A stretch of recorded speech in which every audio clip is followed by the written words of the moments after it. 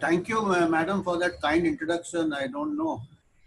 And I really appreciate the participants. They are having back-to-back sessions. So luckily, I think my session would be a revision of all the sessions held so far, because it is an evaluation of a journal article, published paper. So to evaluate a published paper, you have to know your research methods. I think for this, this is the last day. So you have got some orientation of different research design, different statistical methods, and all this knowledge is used in the evaluation of a research paper. And it's not only for the researcher. Of course, it is important for the researcher or a prospective author or a prospective investigator to know how to evaluate a research paper so that he or she can do own research. But it is also important for even a practitioner, or even if you are not interested in research, you are treating your patients, so you depend on scientific journals for finding out which research can be trusted on.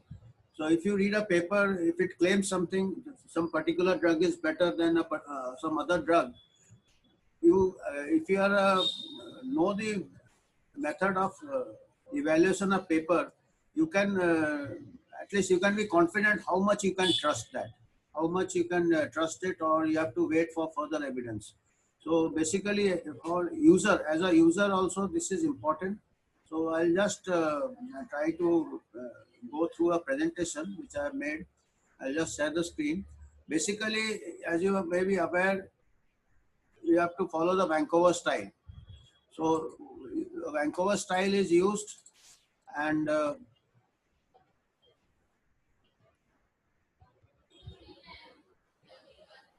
want to slide show. So this is a topic, Vancouver style. As you know, according to the, when you see a research paper, you can evaluate a paper, or critical evaluation can be done in different sections of a paper. And what are the different sections, parts of a scientific paper? As you know, the Vancouver style, it is the title, abstract, introduction, material methods, results, discussion, and references. So these are the parts, and we can break it down from the title. What are the features you will see in the title? The title should convey the research question. It should be interesting. These are the features of a title. It should attract attention. It should be objective. That means it should not be sensational. Objective means it should be balanced, and it should have the key features, if any, should be mentioned. What do you mean by key features? As you know, in evidence-based medicine, different types of study design have got different weight. The highest study design or the best evidence is given by the randomized control trial. Then comes the cohort studies, then the case control studies, then case series, and then case reports. So the title should convey the key features, whether it is a randomized trial, whether it is a case control study, or whether it is a cohort study. So it helps the author or the reader, it helps the reader to pick up papers with whatever anyone is searching for. If he's searching for evidence, precedence will be given to RCT, and in that descending order, RCT, then cohort studies, case control studies, and so on. It should be interesting and attract attention. It is also, whatever you evaluate is also how you write. If you know how to evaluate, when you as an author, as a potential author, will develop those skills, because you may send it to a journal for publication, you may send it to a conference as an abstract. So if it is not getting it accepted, the chances improve if you can attract attention, make it interesting, and make it objective at the same time. So, attract attention should not be at the cost of lack of objectivity. Then this is the checklist. After this session, you will have a practical exercise of evaluation of 2 journal articles. So you can take a copy of this, you can take a note down this, what are the things you will use, what are the points you will see in evaluating the title. This is the checklist for the title. Are the title and research question closely related? Is the title objective? Are the special features of the study mentioned? As I said, the title should not be, it should be objective. This is just to give you an example to make a title which can attract the attention, but it is not objective. This is a title from the newspaper that mosquitoes can give you AIDS. So it is sensational, all right, it attracts attention, but it is not a scientific or objective, because this can mislead. Somebody may think and read the title only and it can conclude that mosquitoes transmit AIDS. In a small print, it is written that this is a published study which about the knowledge awareness of school, high school students or college students about the how HIV is spread. So about a large percentage, 80% of students said that mosquitoes can give you AIDS or it spreads AIDS.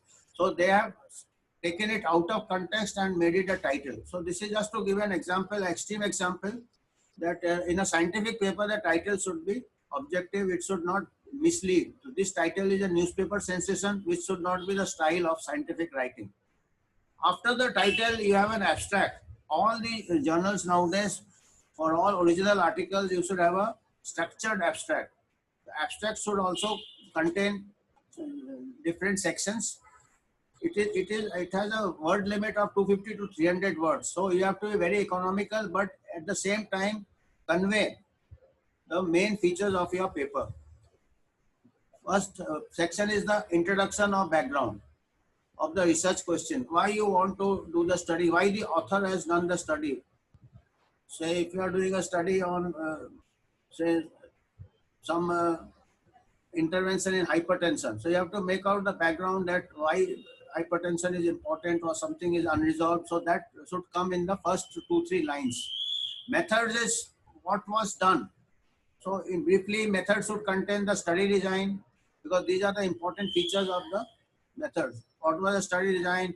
What was the sample? How was the sample selected? What intervention was given, or what was the outcome? So these 3-4 things should come in the methods. And what was the statistical test used? Then the results. Results means whatever was the research question, whether it was answered or not. And whatever used in the methods, the results should flow from this. What was the results? And the conclusion. Conclusion is what will be done with the study findings. And this conclusion should flow from the results. It should not be something which is not related to the methods and results. So if you are talking of something, say yoga in hypertension. So yoga, intervention yoga and blood outcome is the fall in BP. So conclusion should be related to yoga, what was found in the study only. It should not be of a general statement that yoga is good for health or hypertension should not take salt and other thing. It should be focused on the research question and on what the results were done. Results evaluated yoga and hypertension, so conclusion should relate to that only. Whether yoga was helpful, what was the research conclusion. It should not be of a general nature. Then what were the keywords? Keywords are used the mesh terms, medical subject headings, which can help the person search engines. It can help the search engines to pick up the relevant articles. Abstract. Now we are seeing each section of the abstract. As I said, abstract, introduction of the abstract. Why the study was done. It should be in plain English. No jargon should be used, and no abbreviation and acronyms should be used in the abstract. End with one line research question in form of the study's objective. Say if you want to do a study of yoga and hypertension, you have to mention why, what is the research question. The research question is the impact of yoga on, say, blood pressure. So that can be the research question. And it should be in plain English. Why the study was done, that more and more people are going for non-pharmaceutical intervention, or the drugs are long-term drugs. So whether any adjunct treatment can help, you can make a context of it. Why you want to do if the drugs are available. So you have to justify, the author has to justify why he or she has done the research. This is the introduction of the abstract. Then comes the methods of the abstract. The key features should come. Like study design, whether it is a trial or it's an observational study. What are the subjects? Who were the participants? What was measured? Like blood pressure was measured, how blood pressure was measured, sitting position, standing position, training of investigators, or calibration of instruments. So what are, and how yoga was measured, because intervention of predictor is yoga and outcome is blood pressure. So how the predictor was measured, how yoga was standardized, because there are different schools of yoga. So everything has to be very, very exact so that it can be replicated by others. Then how the data was analyzed, what type of statistical test was used. Like you are aware of some of the analysis technique, like if your blood pressure is measured in a interval scale, so you have mean and standard deviation, and you will use the two sample t test and all that. What statistical software was used will come in the methods. So just 3, 4, 5 lines methods, 2, 3 lines of the. We are talking of the abstract only.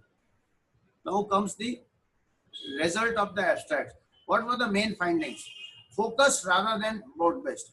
You should be very focused, like yes, whether there was a impact of yoga or it was not there. You have to be focused. You cannot talk on general that yoga is good for health or that. You are focused, right? Your research question is the impact of yoga on BP, so you have to be focused on BP only. You cannot talk of other factors. Then state the key results in words followed by numbers.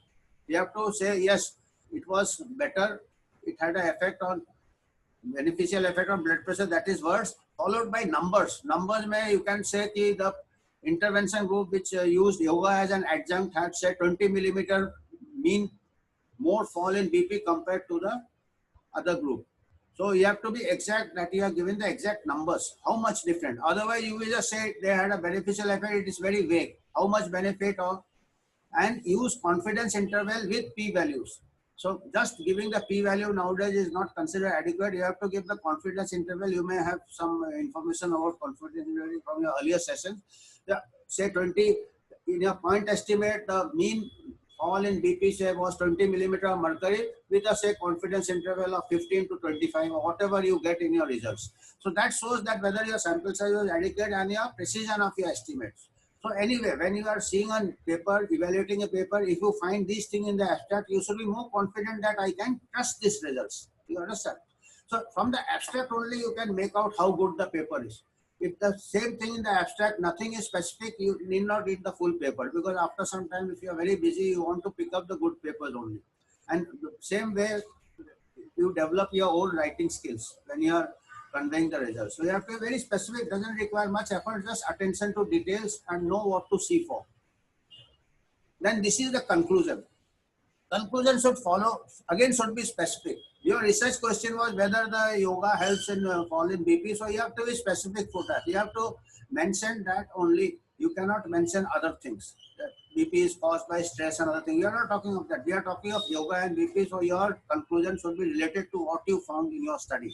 And then mention what is the implication, how it will affect clinical practice or public health practice. You can say, yes, it was found, how much reduction was there, will it make a difference in the large group, and whether you will train people in yoga or offer them yoga as a counseling method. And should not be repetition of the results. You know, sometimes they just what results, your conclusion same. It should be just one step further from the results, ahead of the results. You mention it and then what would be how.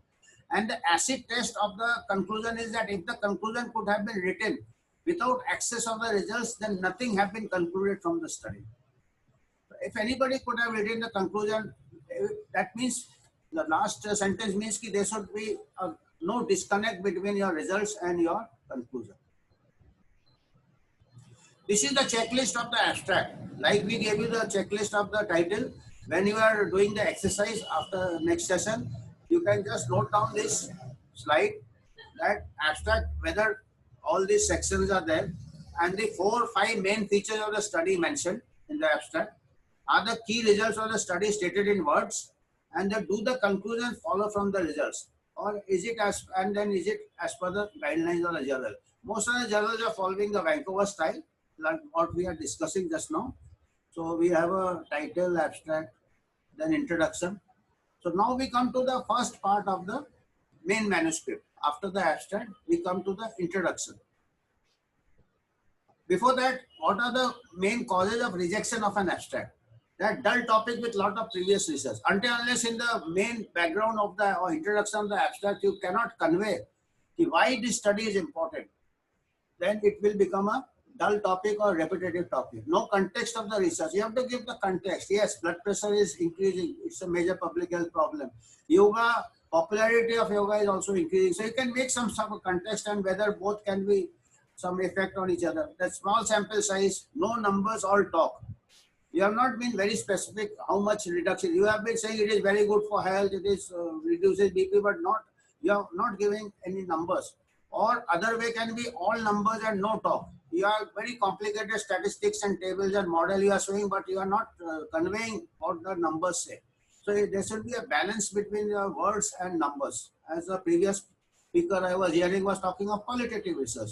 So in the case you should have some qualitative as well as some quantitative. So balance. Too short or too long. Poor readability. So it should be written so that the reader can pick it up. No, sloppiness and abbreviation. Too much of sloppiness, of spelling mistakes, or abbreviations. And then abstract should not contain any citation also. That is, reference citation should come from the introduction onwards. So abstract should not, because most of the time abstract is just the thing which a reviewer reads first, and also abstract are sent for the scientific conferences. So the whole paper sometimes is not available, and sometimes the indexing body only publish the abstract. So abstract should not have the citation of references. Now we come to the main manuscript. It starts with the introduction. Purpose. What is the purpose of the introduction? It should attract readers. Immediately after the abstract, the introduction also has the first thing which the reader will read and tell them what to expect. Basically, the introduction should have 4 themes or 4 paragraphs. The first paragraph should mention the background, why the study was important, whether it is a public health problem, or whether there are certain things which are inconclusive, or whether they are, why you are doing the study. The first paragraph should give you the importance of the topic. Say like hypertension is a public health problem. So you have to give some few, not a very extensive review of literature, but some review of literature about the burden of hypertension, so that the reader knows, yes, this is the thing which is it. Then second paragraph should deal with the earlier studies done on this.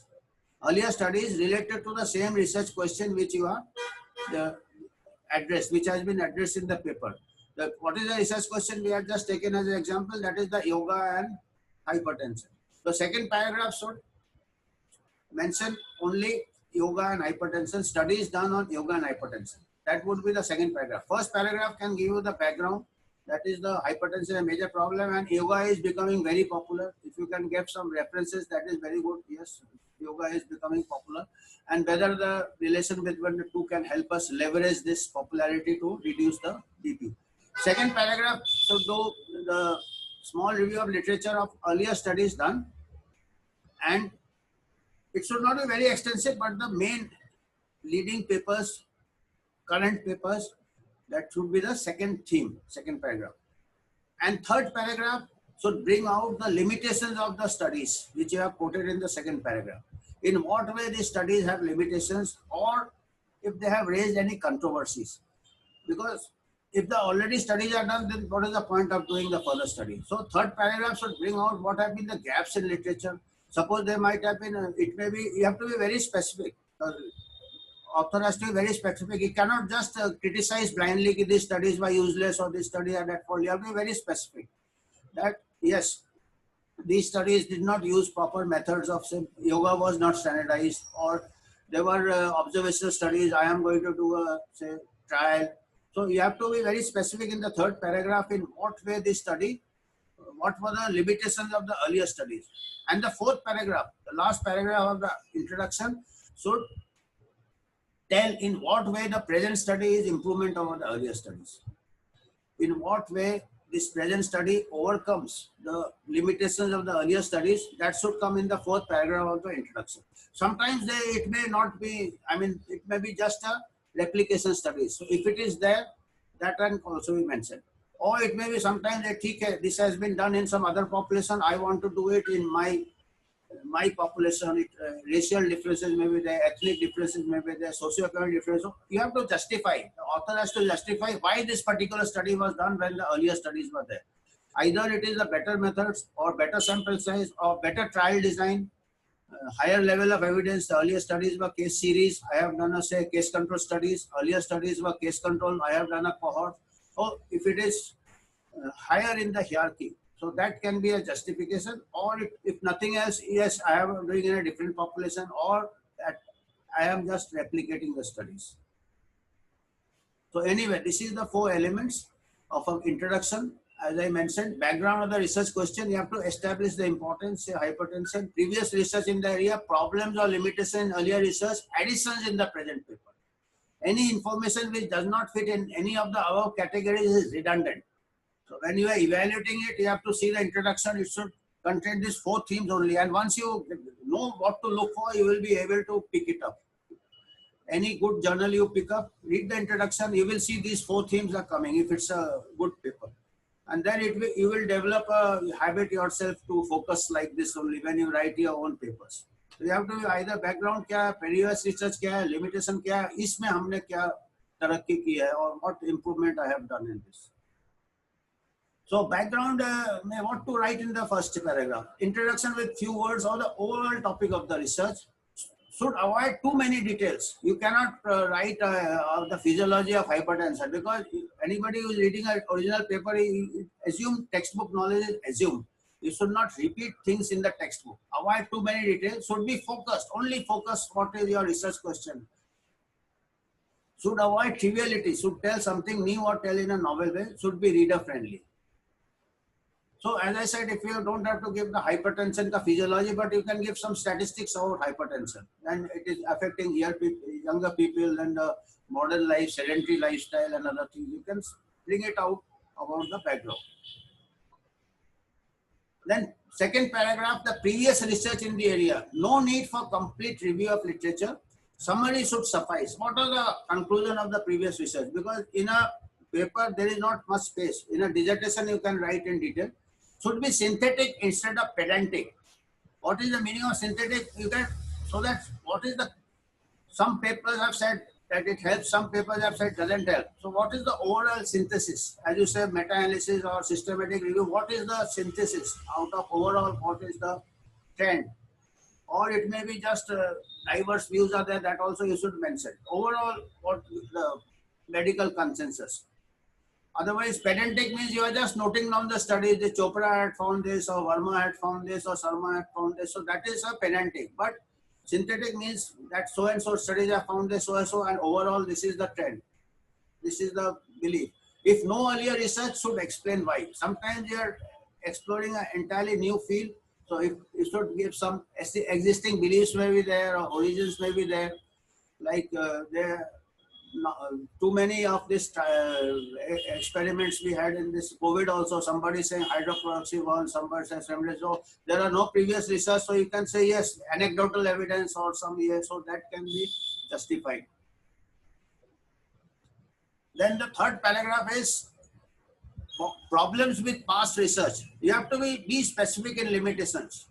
You just cannot say that Sharma had done a very study or Verma study was hopeless. It is just, you have to be specific. Was it limitation of sample or selection of sample or the measurement errors, or earlier instruments were not there. Now we have got access to better instruments. Should not criticize unless present work is an improvement. So science is not politics. The politicians criticize the previous government, and when they come, they do worse than the previous government. So it is the science you have to be very, you should not criticize unless you can improve. Unfortunately, it is becoming politics now, as we see in the year. Science should be very, you should appreciate the problems of the earlier researchers also. Only if you can improve upon it, you should be here. Should not be hypercritical, because if you do research yourself, you know that how difficult it is. So you should be very, balanced in your year, and you should be very, objective that yes, earlier researchers did not have access to this, we have access to this. Earlier researchers did not have a large population, we are having a. So sometimes there may be nothing wrong with previous research, but studies may show conflicting results. So you can bring that out. Or sometimes you just want to replicate in your own setting. Your setting may be entirely different. Like you have large number of studies have been done west in, say, I am just giving up the present pandemic in Europe. People have done studies and they are talking of second wave, third wave and what all. The whole Europe is shut down. But you can say that I am doing study in Indian conditions, Asian conditions, where the population is different. We are not got so much elderly as the Western population, so our findings may be different. We don't have obesity. Obesity percentage in Western population is 60%. Obesity percentage is 20%. Overweight percentage. So you have to just look, see in what way you can justify that your population may be different, your finding may be entirely different than European finding. Actually, we really require original research in all conditions because we still have the habit of blindly aping the West. So you have to be very particular that yes, these studies may have been done, but population, the pitch, the cricket में जो pitch होता है ना, वो fast bowler may be very slow in Indian pitches. Fast bowler may be fast in English pitches. So similarly, the disease and the way the intervention works may be different in different population groups, different demographic groups, different climatic groups, different environmental groups. So in a research mind should be always inquiring what are the differences. So this methods may be same, the pitch may be different. So you have to see and think deeply and read extensively about the other factors beyond the medical and other or demography, social factors may be different. Introduction, addition in the present paper, that is the last paper. Introduction, so last part of the introduction. Introduction should conclude by telling reader about the improvements in present paper, innovative features in study design. As I said earlier, maybe case series, we are doing a comparative study, sample selection may be better or a different sample. As I said, it may be a different demographic group. And the measurement methods, every day technology is evolving. Non-invasive techniques are coming, investigative techniques are coming. Nowadays, like say blood pressure may some in future or now already it has come. Earlier blood pressure you have to measure once a day or twice a day. Now you have got some continuous monitors. So if you got this study, you can say yes, we have got a better measurement methods which can have continuous say blood pressure measurement. So then studies can be replicated with that different measurement method. If it expands on previous work, should mention. So expand means earlier people have done it. I am not trying to do anything new. I want to again replicate it and add to the literature. So that is also, but you have to be very specific. The paper has to be specific. It is doing that. This is the checklist for the introduction, which you can use when you are doing your exercise. Main elements are there: background, existing research, problem with previous research, and what is the improvement, your improvement or the author's improvement. After reading the introduction, the reader can understand why the study was done and how is it an improvement on previous studies. Was objective tone used when criticizing previous research? Did it address how the study addressed previous problems? Early, you have criticized it, the author has criticized, then did it improve on it or it just criticized and left it? Then it doesn't takes away the value from the paper.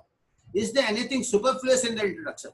As I said, the four themes, the background, earlier research, limitation of research and improvement. These are the four themes which only come in the introduction. Anything else should be edited out. Now we come to the material and methods. Material methods, these are the main things which should come. What was the study design? You have had a session on study design. Who were the subjects? What were the measurements? These are the main things because person should be able to replicate it. How was the data analyzed? And institutional ethical committee approval is very important. And whenever you go to publish, you should have the details.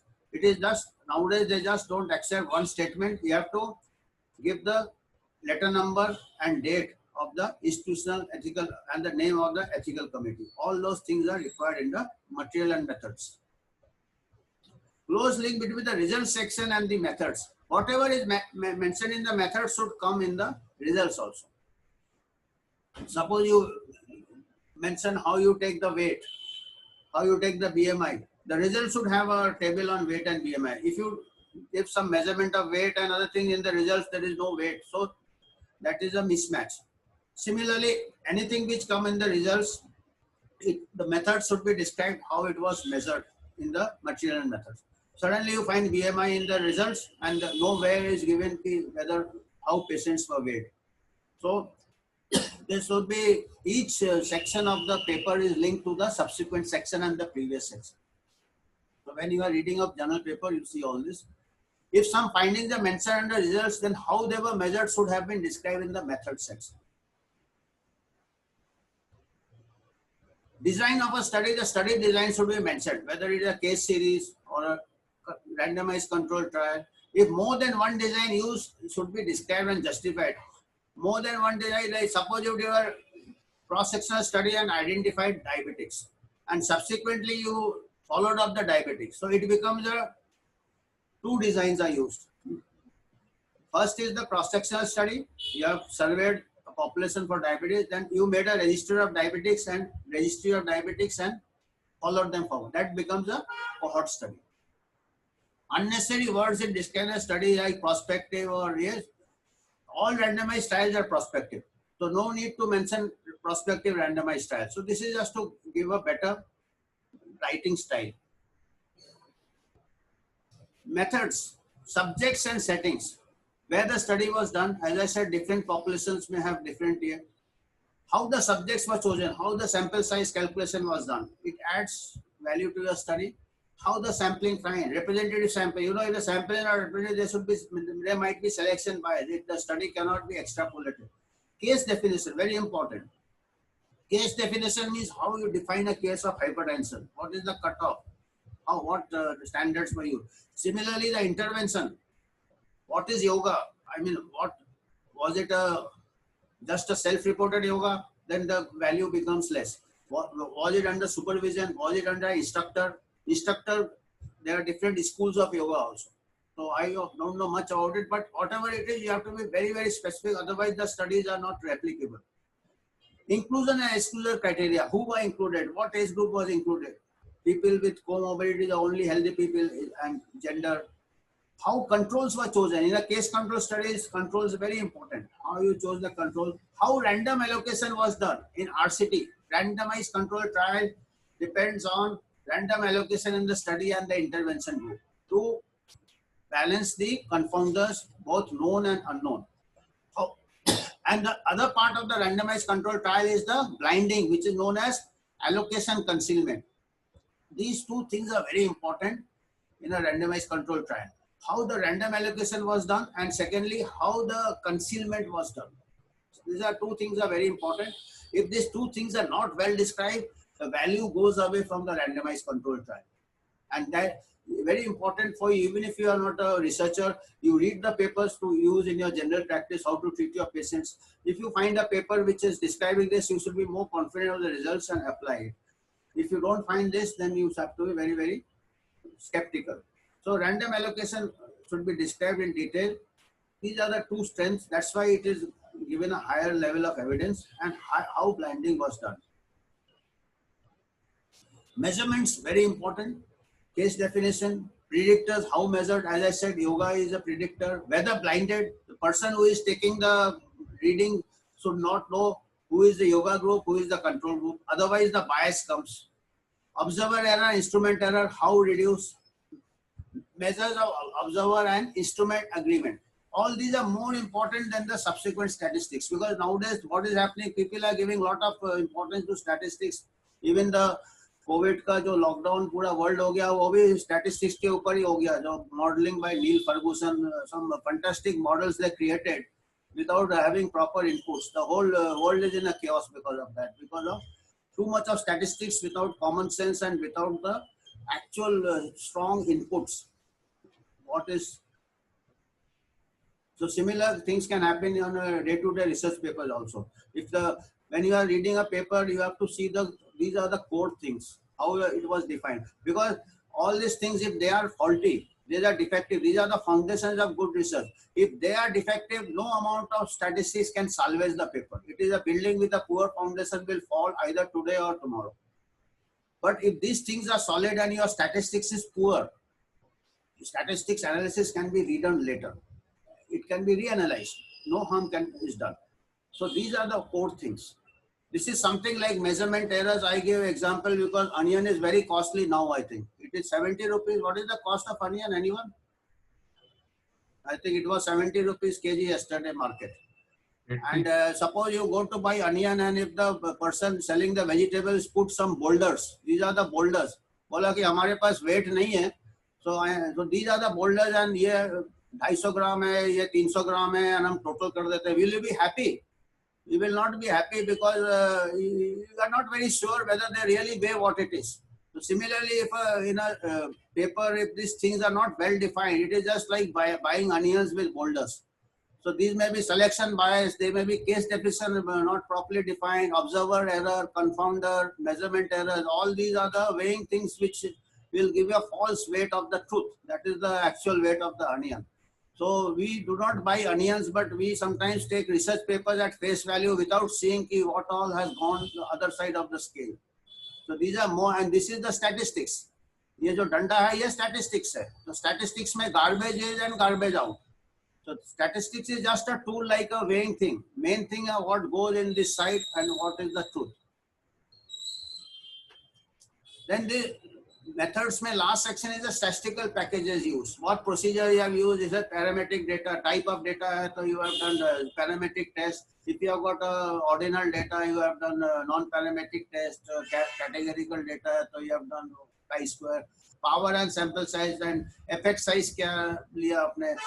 These are the type 1, type 2 errors. These are required for sample size calculation. I'm sure you had a session in this and test whatever. So this one paragraph should be devoted to the statistical test used, and nowadays almost everybody uses software. So what software was used, the manufacturer and the version, and you should have the copyright also for that software. And the checklist for the methods. Again, you can note down this because in your exercise you can use this. Can the reader replicate the study with the given information? Was study design mentioned? Have measurements been described and quality control? How quality control was done? By say training of interviewers, by calibration of instruments, by reagents, standard reagents, standard manufacturers. All these are the quality control audits. Now from time to time they have always. Has effect size, power and sample size methods of sampling discussed? Effect size, how much difference in advance? The investigator have to mention that I have calculated my sample size based on this minimum 20 millimeter mercury difference I will take. This is the power of my study. That is the 80% usually taken. Sample size and methods of sampling and data transformation. Sometimes they convert into log scale and other things. If they have used that, that should be mentioned. This is a rapid assessment for RCTs. This is known as Jadard score. Jadard was a name of a person who had given this 5-point for weighing for evaluating the robustness of a randomized control trial. Name after Alejandro Jadard Bechara, 1996 paper. These papers have been cited 5,000 times or something like that. This score ranges from 0 to 5. 5 is the best type of randomized control trial. 0 is the worst form of randomized control trial. So if the word randomization is mentioned, it gets 2 points. Immediately it is given 2 points. But if the randomization is mentioned 1 point, if randomized mentioned incorrectly, description of random allocation, then you -1. Here is mentioned, the paper mentions randomized control trial, but you find that they have given alternately they have given the patients to 2 groups. That is not random allocation. Random allocation, every time the person should have equal chance. So every time there should be a lottery method. Then blinding. Blinding gets 2 points. So if randomization is mentioned and if randomization is correctly explained, then you get 2 points. If it incorrectly explained, that 1 point ka minus ho jata, फिर से 0 हो जाता. Similarly, blinding. Blinding is mentioned to 2 points, but if blinding 1 point mentioning का 1 point correctly if it is described. Blinding has to be described code. जैसे university exam में paper में coding करते हैं वैसे पेशेंट्स का कोडिंग होता है, and it has to be described properly how the code was there, and nobody was knowing, the investigator, neither the participants should know, double blind. So if that has been described how it was achieved, you get 2 points. And then what is the follow-up of the patient? As I said, what was the flow chart? Flow chart mein how many loss to follow up? So if the people percentage of loss to follow up is also mentioned and the details of this, the additional 1 point is given. Sometimes everything will be mentioned, random allocation will be mentioned, blinding will be mentioned, but loss to follow up. You just cannot assume that all patients in a trial will be 100% compliant for say 2 years or 3 years. So if everybody is compliant, that means that study, one has to be very skeptical about the study. 100% head count नहीं होता है, खाली MCI inspection में 100% head count होता है, वो भी surprise inspection. बाकी time there are some dropouts are there. So in a trial you have to see how many were lost to follow up. So if gets an extra point. Now last we come to the second last, I think iske baad discussion hai result section. What is the result section? How the you have to evaluate the result section. Result section, what was promised, whether it was delivered or not. In short, what was the major scientific contribution, whether what was the study question, and that one should distinguish between data and information. Data means you have just put all the tables, but information means how the data has been presented. Then are they irrelevant facts and figures? What is irrelevant facts, figures? Whatever results are there, it should have been described in the methods. What has not been described in the methods should not come in the results. How we have measured something should come only. Results may be descriptive, that is summary statistics, how many people were in the part, age group, mean age of the participants, mean blood pressure before mean. So that is called descriptive statistics. Then the analytical statistics, two groups comparison, which will give the significant hypothesis testing. So two types of statistics are, one is the description of the participants, control group, so many male, so many female, mean age, mean income and all that.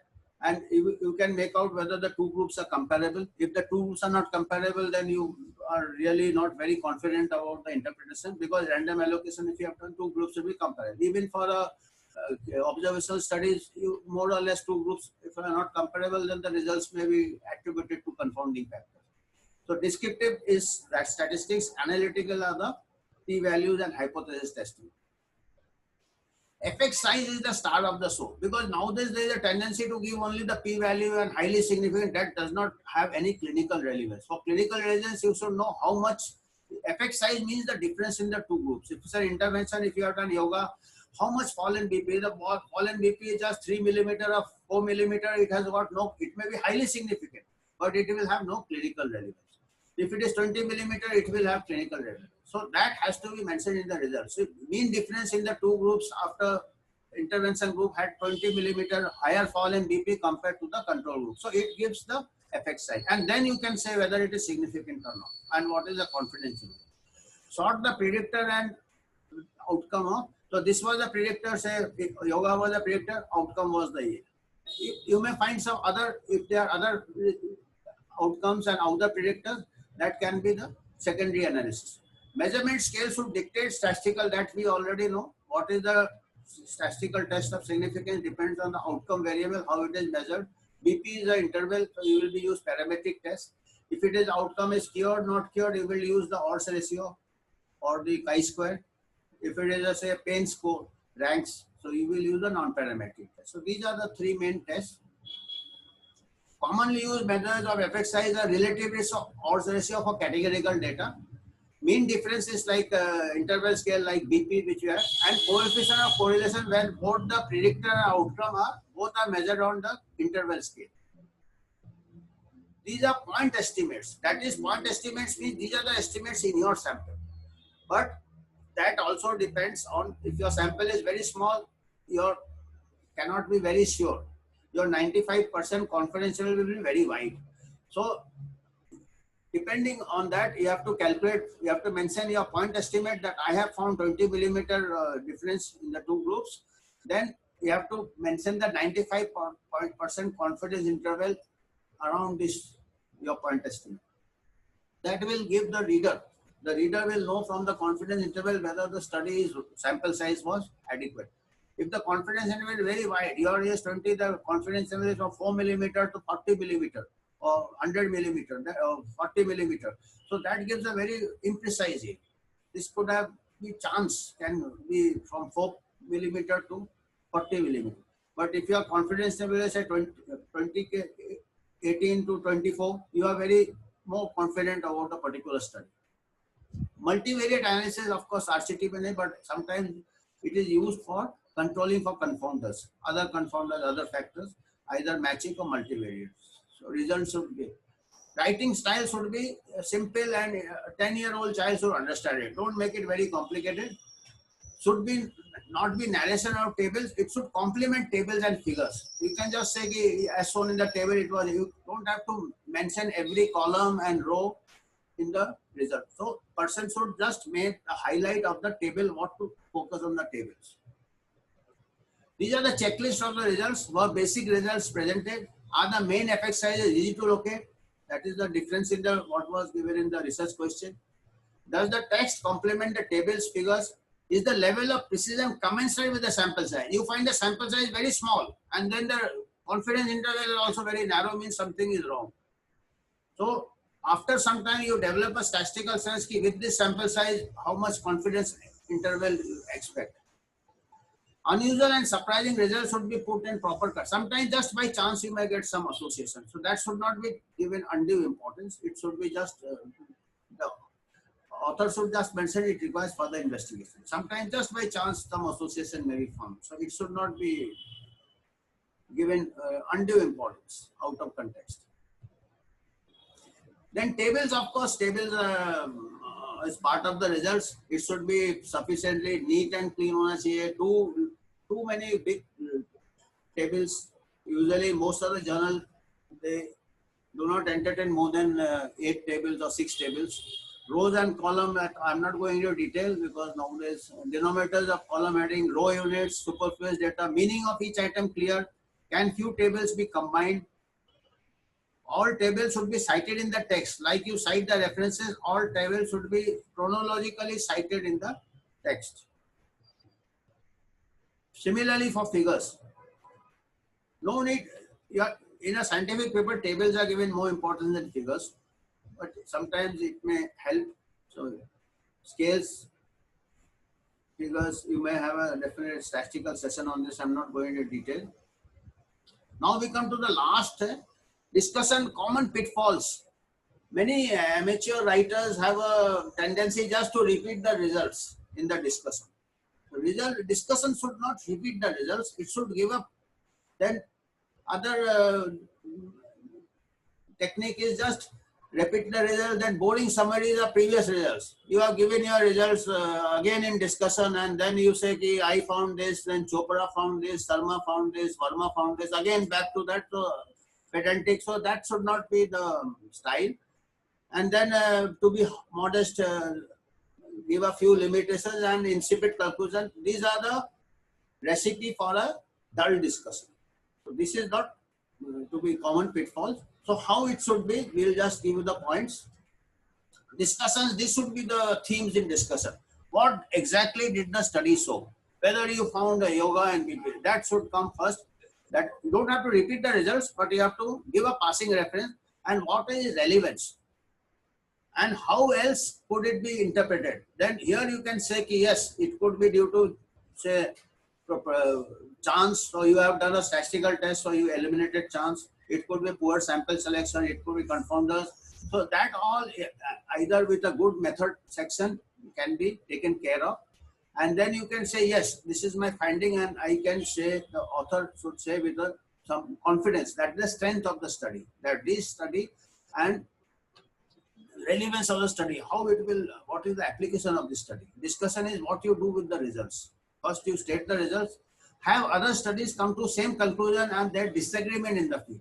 Then here you give other studies to give the context, not to just repeat the other studies, just to give the context. Where does your study, how does it affect the other studies, or is it differ? What can be the reason? Are the methods different, or it can be different? As I said, it can be different population. You have to give very sound reasons why you think is different population or different demography, and or maybe different measurements. Earlier measurements may be more primitive. Here you have got better technological advances. So, or disagreement, what can be the reason? What are the studies' strengths and weaknesses? Here, what are the studies and what are the limitations? And where we go from here? Implications, conclusion, and recommendation. What are the implications? How it will study clinical practice? How it will study public health practice? What are the conclusions from this? Conclusion again here again should follow from the results, like in the abstract. And what is the recommendations from the study? Next step is linking the paragraphs, bringing up the above themes. So all those, what was found, what are the relevance, how else it could be explained. In the methodology, you can just stress again that we had a good quality control, good methodology. So we are very sure about the study findings, that they are internally valid. And other studies, where it stands related to other studies. And what are the strengths and limitations, how it affect the future practice. So this is, then you link up the paragraph on the themes. These are the checklist of the discussion. Key findings presented with strength of conviction. That is your quality control of your study. Alternative explanations. You have ruled out chance. You have ruled out measurement errors. You have ruled out biases. Limitations and strength discussed. What are the recommendations? Has any new data emerged not mentioned in the result? Again, no new data should be discussed which is not been mentioned in the result. If so, should be shifted to result section first, then discussed. Linking of paragraph. Trivial and superfluous points should be removed. Trivial and superfluous means which have not been part of your results. You cannot be speculative in the scientific paper. Discussion should only stick to what results found in your study in context with others. References indicates author's familiarity with the field, directs reader to more information on topic, may provide sources for methodology, can also indicate referees of the paper. Yes. Particularly when it comes to the editor or the editorial board, it wants to send it to experts. So from the references, you can, the author can, the editor or the can, Vancouver system. And by and large, there are other systems also, but by and large, most of our universities are following, but including MUHS is following a Vancouver system. There are other systems like Oxford and other Harvard systems, which are just a little variation. All statements of facts, figures should indicate a reference, except those of the study. Any figure mentioned, it has a citation, may not apply to well-established fact. So read the whole article to grasp the context. They should appear in order as in text, chronological. Result section should not cite reference. These are your results. References should be updated periodically. What happens is you have done a dissertation, after 5 years you publish it. All your references are outdated. So you should be updated. Recent references, last 5 years, and 5 to 10 years at the most. These are the your references for you to know further about different. These are the consort statement is for randomized control trial. All these are available in the net. Randomized control trial. Start statement. These are for consolidated statement reporting of trials. Randomized control trial. Start statement is for standard for reporting diagnostic test. Sensitivity, specificity. This is the start statement. Strobe statement is for observational studies, standard for reporting observational studies. All these are based on the uniform requirement for manuscripts submitted for medical journals, International Committee of Medical Journal Editors. They have their own guidelines which can be seen here. These are for meta-analysis. These are the checklist for evaluation of different types of papers. I have given an overview. In more detail, you can go for this. These are available online. Meta-analysis of observational studies, MOOS. Prisma is the systematic reviews and meta-analysis. Strega is for, I think, genetic studies. CARE, this is for writing a case report. Even writing a case report has a guideline. Case report, CA is case, RE is reporting. Case report. And this is a very good book. I always refer, most of my presentation has been taken from this book. Browner, W.S., Publishing and Presenting Clinical Research, 3rd edition, Walter Kluivers. This is available online. Get the Indian Asian edition, which is I think 800 rupees. Foreign edition is I think 8,000 rupees. So if you can get this book, it's a very good book. Not only it tells you how to write a manuscript for publication, it tells you how to present a paper in a conference, how to make the posters, how to make the PowerPoint slides, how to make a oral presentation, so it's a very good book and very easy to read, small chapters. So this last reference I would advise all to go through it. Then conflict of interest should be given in the manuscript. Declaration of source of funding, because this can cause bias. All this should be. Then all clinical trials should be registered. Online registry, clinical trial registry, any registry should be done. So this can be done online and it should be checked, trial registry. So I have finished. Any question at this stage before we go to the